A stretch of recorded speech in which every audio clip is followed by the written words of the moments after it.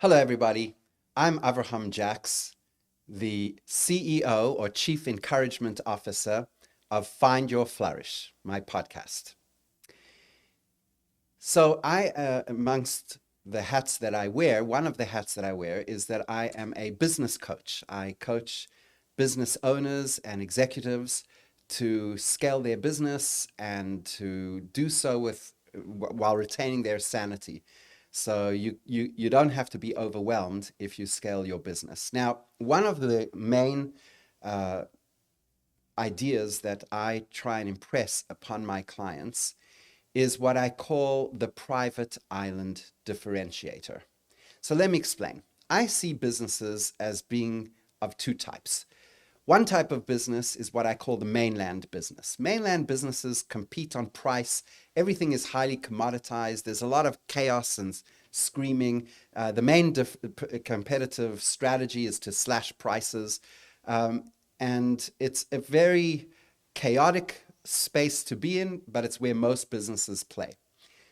Then there's another option, and that is the private island. So if you think of a private island is a place of exclusivity. It's very exclusive, it's very rare, it's expensive. People pay a lot of money. And a private island business is so differentiated, so highly differentiated, that it's really a category of one. And when you find that private island, when you find the thing within your business that makes it a private island, people will row to your private island, credit card in hand, ready to buy from you.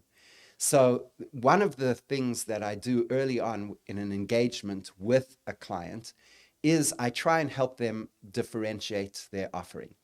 Now, the feedback I get, the pushback that I get with most people is, yeah, sure, Avraham, that makes perfect sense. It definitely, I think that if your business is differentiated, if it's unique, if there's nobody else that is doing what you're doing, it's probably a very simple business to run and to succeed at. But my business, my industry is so highly commoditized that there is no way that I will ever be able to differentiate my business. When people give me that pushback, I ask them the following question. Would you agree with me that one of the most highly commoditized businesses is the bottled water business?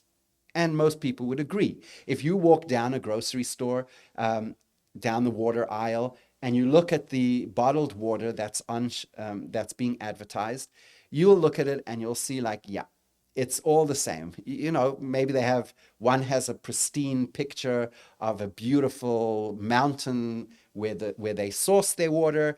Another one has a different logo. They do differentiate somewhat on price. So you have like more expensive water, cheaper water, but really what makes one water different from any other in the water aisle in your grocery store? Very hard to see what differentiates one water from another. So I ask them, I challenge them to the following. Do you think that your business, your industry, has more opportunity for differentiation or less opportunity than bottled water? And most people would say the same or perhaps more opportunity to differentiate. So then I introduce them to a bottled water that's called, I kid you not, liquid death. And liquid death is if you look at their cans, you'll see that they have Gothic fonts in the handwriting. Their tagline is "Murder Thirst," and it's very heavy metal. They use heavy metal symbolism, so it's not something that would necessarily appeal to me. But there is a tribe out there. There is a group of people out there that are heavy metal enthusiasts that just love this water. So it was registered as a company in 2018, and they charge $6.50 for a can of water. So one can of water costs $6.50, where a competing bottled water would be maybe 20 cents. Yes, it's a recyclable can, so there's that aspect to it. but it's mostly about the marketing and the brand. So the brand has differentiated itself. It's like, I'd like to say, it's like a biker gang crashes a kombucha yoga retreat. So it's just like it's shocking in how they speak about murdering thirst in such a gothic, dark, heavy metal way. And it's for the tribe that it appeals to, it appeals to. So instead of paying 25, 50 cents for a bottled water, you end up paying $6.50. And this company was established in 2018. In 2022, it was valuated at $4 billion. That's billion with a B. So that's the power of differentiation. When you leave the mainland and you take your business through marketing, branding, you take your business, and through the offer that you provide, you take your business from the mainland and you put it into a private island, it changes the game. All of a sudden, customers seek you out because you are doing something that customers need that nobody else is doing.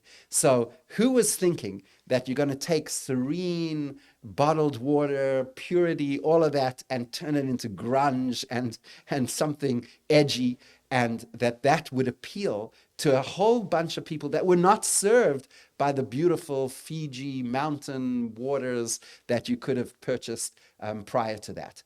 So what I do with a lot of my coaching clients is I tell them is we start here.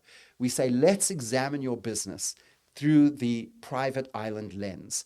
And now, island, by the way, and I love my acronyms, as those who've heard previous episodes of the podcast can attest to. I love my acronyms.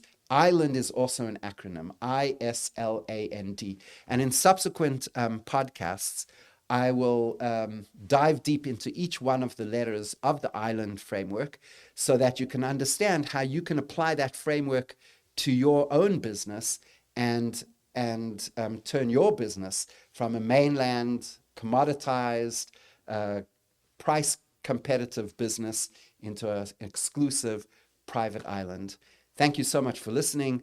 Like, subscribe, and comment. That helps the algorithm get us noticed far and wide. And I am Avrohom Jax, and I'm wishing you to find the flourish in your life.